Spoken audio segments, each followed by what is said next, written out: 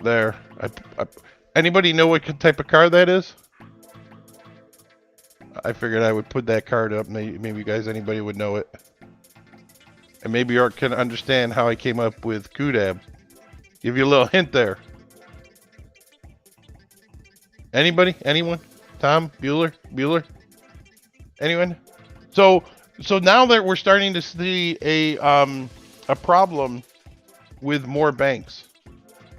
You know, we know that NYCB isn't doing good. We know that. And now we're looking at Valley National isn't doing good. Is the echo on purpose?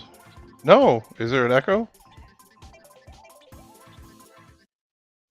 How about that? Did it go away? Tell me if it went away. Did it go away?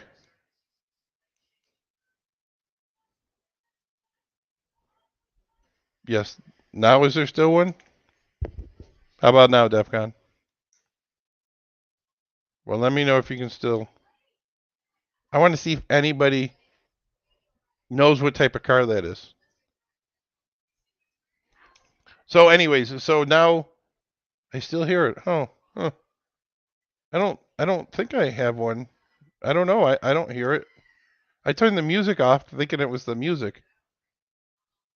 I don't hear anything else in the background. A fast car. Yes, it is a fast car. That is the most that's one of the most expensive cars out there right now. If anybody can guess at what it is.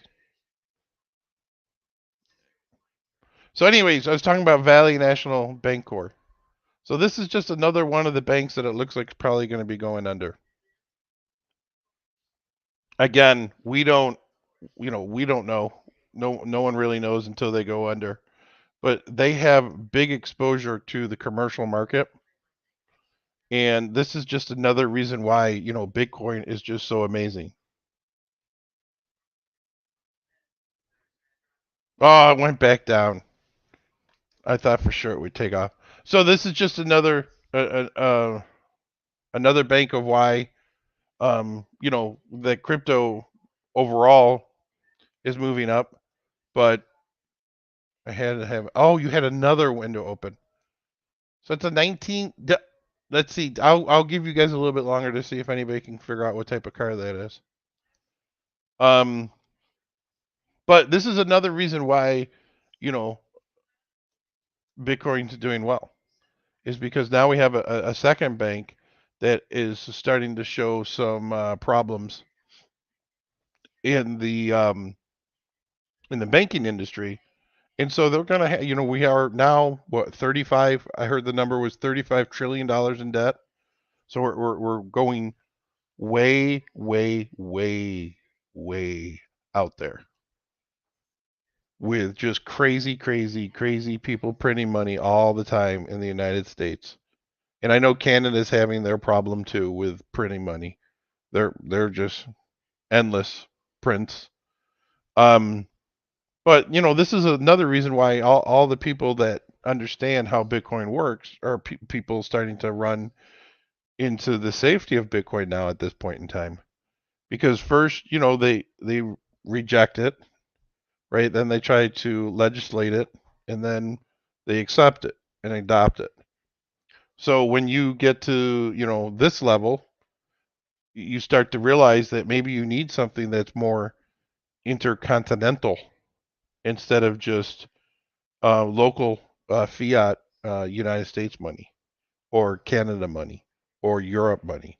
So it's just that these give us an opportunity to really spread your risk. If you think about it, Bitcoin is you're spreading your risk more on a larger global scale for safety reasons. Now you don't have to worry about if the United States falls apart with their financial woes, or Canada, or Europe, or anybody, because I know that if you've read any of the news or seen any of the news lately, Canada and Europe are not in very good situations right now when it comes to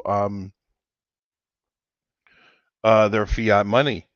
People just seems to they keep printing and printing and printing, and then you have the situation where we have no more uh, nothing behind it, the fiat.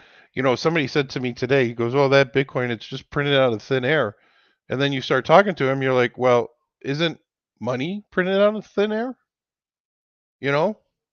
I mean, money is really just printed out of thin air. We just put our faith behind it that we're going to go to a store and we're going to use it, and that everybody's going to be able to accept it, you know. But at some point in time, what happens when the Treasury doesn't honor their debt?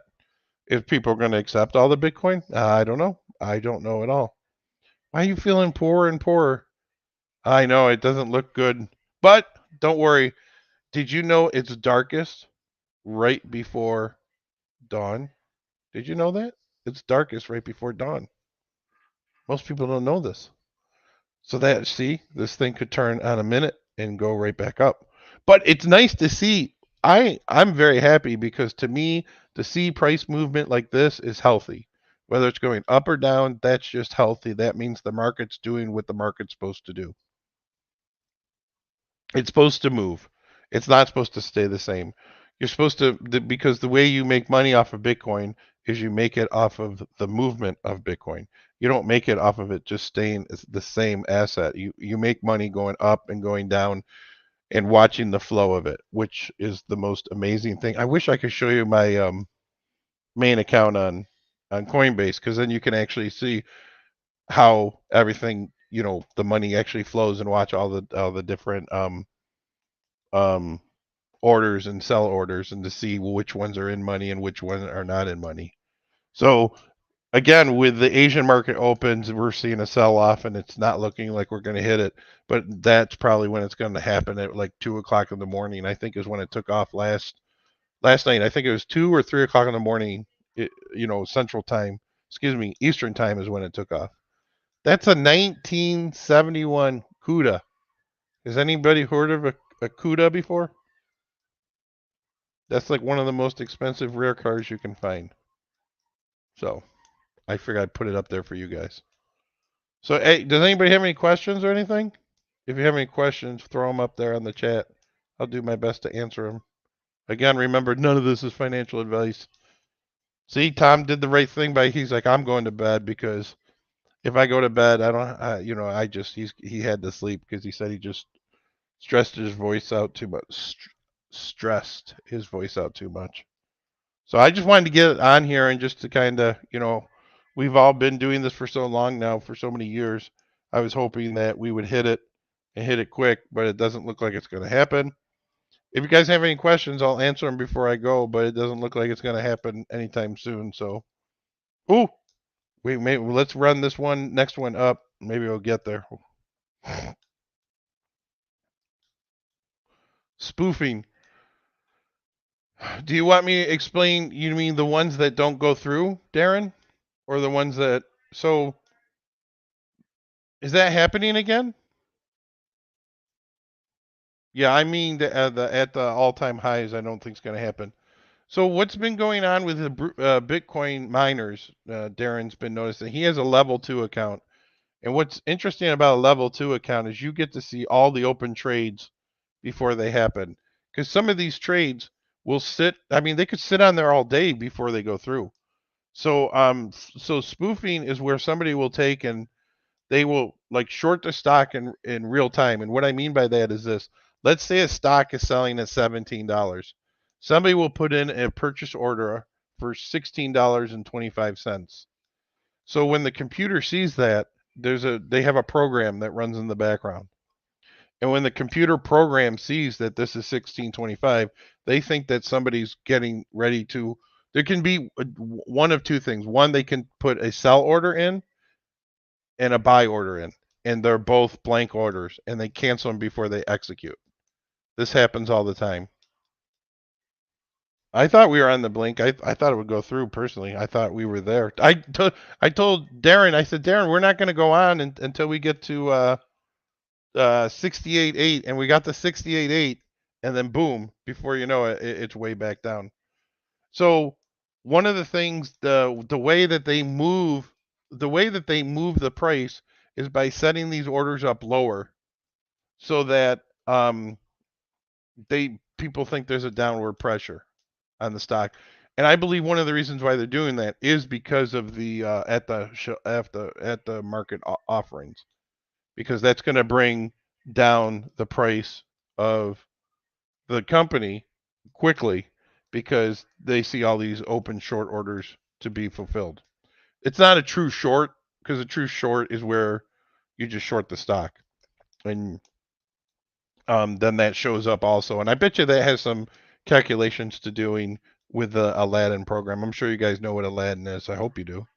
Aladdin is a program that manages money that's supposedly managing over $14 trillion at this point in time, and it has some type of it takes some type of heat index to look at what is taking to move a stock up, and then another way, and so then it also looks at the number of shorts that are the short interests that are on a particular stock. It's pretty interesting.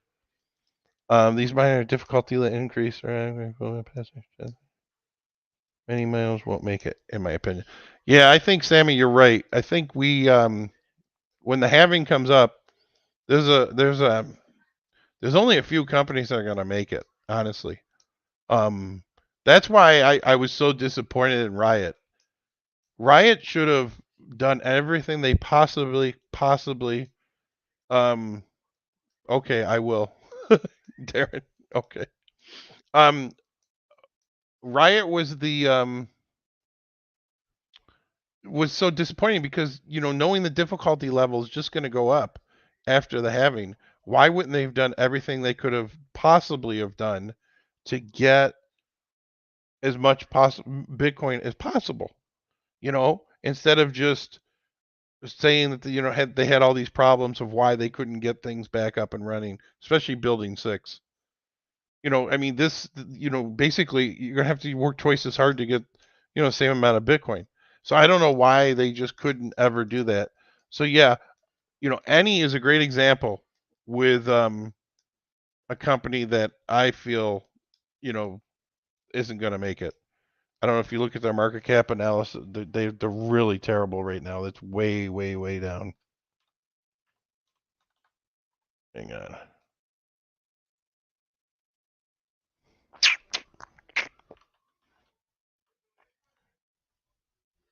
I thought they'd have a pump, but it doesn't look like they're gonna. So their market cap's 29 million. And the biggest problem though is now is the production. So they mine 61 Bitcoin. They 1.2 exahash, but they don't have anything to get them to higher exahash. So these guys are definitely ones to be concerned about. It's funny because I wouldn't mind having 61 Bitcoin. That'd be awesome. 1.2 down from December due to transfer of machines. So they were going down. Look, oh my goodness. 1.2. So probably something broke and they just don't want to fix it. You know, that's probably what really happened. Well, those are terrible numbers. Yeah, so this is a good one. Another one that's probably not going to make it.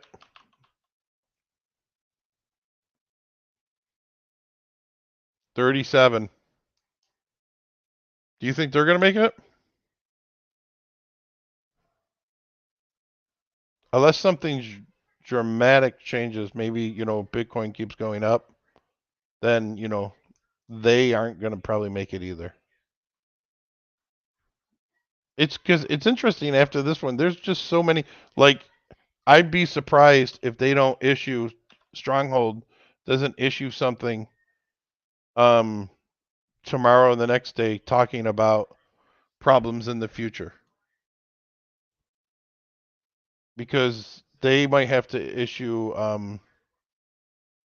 Yeah, I'm gonna listen to this call on Wednesday. By the way.